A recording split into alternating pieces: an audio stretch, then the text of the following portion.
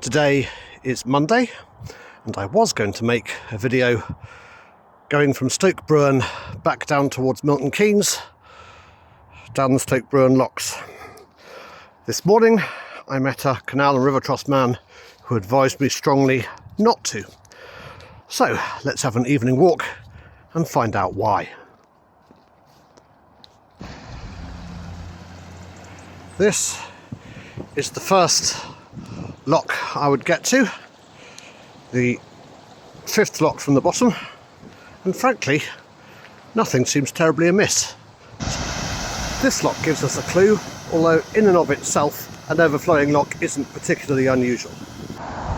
The third lock from the bottom is also overflowing, although again not by an amount that would particularly cause a great deal of concern.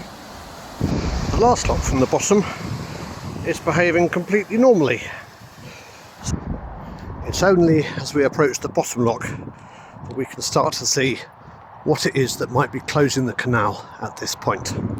Now, if you have a look beyond the building ahead, which is a 1930s pump house, I'm not sure that it's 1930s Velux windows, but there you go.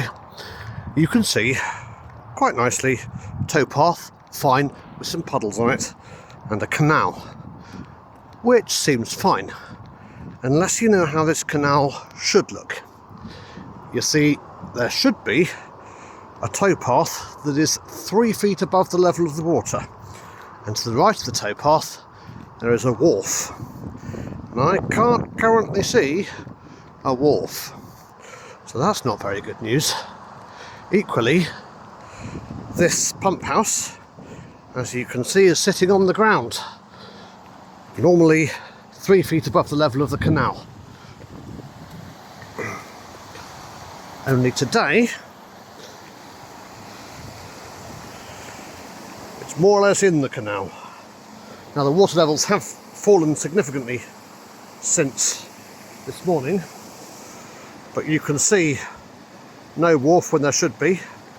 On the right hand side, that should be the River Tove coming in, and not in fact a spare reservoir. And if I spin round and have a look, looks like a lock, but look at those steps. Again, this morning the first two steps are underwater, but they should be a good foot and a bit above the level of the canal.